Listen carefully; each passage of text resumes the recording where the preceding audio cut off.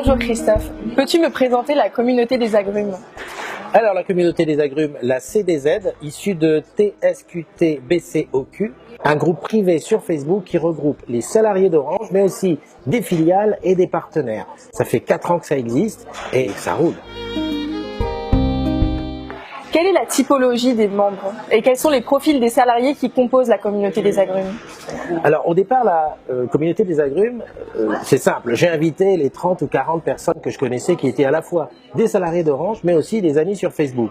Et puis petit à petit, ça s'est étoffé. Et finalement, aujourd'hui, au bout de 4 ans, il y a toutes les couches de la société, aussi bien des techniciens, des vendeurs, mais aussi des RH, des assistantes sociales, bref, toute la société est représentée. Quels sont les principaux sujets des posts et des commentaires qu'il y a sur la communauté des agrumes? Alors il y a de tout.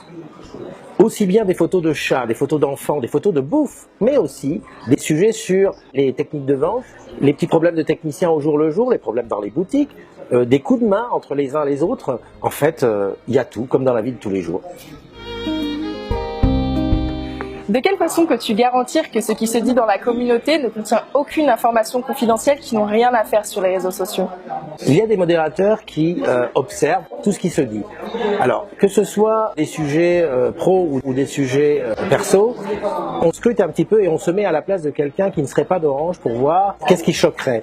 Qu'est-ce qui n'a rien à faire dans les réseaux sociaux pour l'image d'Orange, mais aussi pour l'image de celui qui l'écrit. Qui sont les modérateurs et comment sont-ils recrutés? Alors les modérateurs sont au nombre de 20 aujourd'hui. Je les recrute un petit peu par affinité. Je vois comment ils se comportent sur le groupe, quels sont les thèmes qu'ils abordent, un petit peu la bienveillance aussi, le fait de ne pas être énervé, de ne pas répondre du tac au tac aux provocations qui sont nombreuses.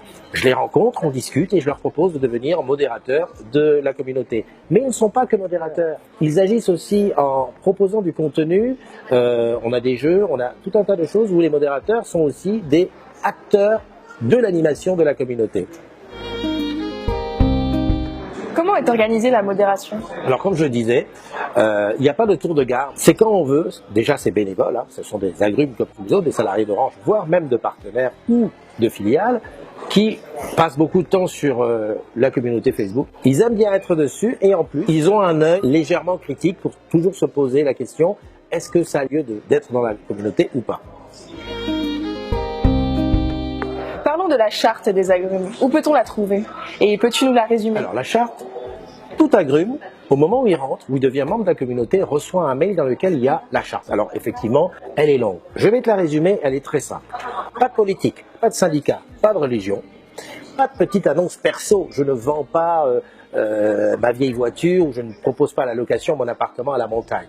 Et ensuite, pas de sondage ou de, les appels à vote. Il faut d'abord demander la permission avant de le faire. Le truc, c'est simplement de donner au fil d'actualité d'être lisse. 20 modérateurs qui veillent un petit peu à ce que ce qui se dit, non seulement ne soit pas des informations confidentielles qui n'ont rien à faire sur les réseaux sociaux, mais aussi qu'il y ait une certaine bienveillance dans le fil d'actualité.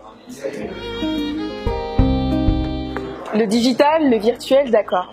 Mais ensuite? Le digital, effectivement, tu as raison de poser cette question. Au-delà de parler derrière un écran et un clavier, il y a aussi le fait de se rencontrer. C'est pour ça qu'on organise des after-work où on peut être 5, 10, 15, 50 à se rencontrer et continuer cette relation. Équilibre pro-perso, vie personnelle, vie professionnelle. Que penses-tu de ça? Alors pour ma part, il n'y a pas de limite entre le pro et le perso. Déjà, les réseaux sociaux, c'est souvent en dehors des heures que ça fonctionne le mieux. C'est à soi, à chacun de faire, on va dire, l'équilibre. Je pose des questions perso en pleine journée où je parle de boulot à 1h du matin, chacun est libre.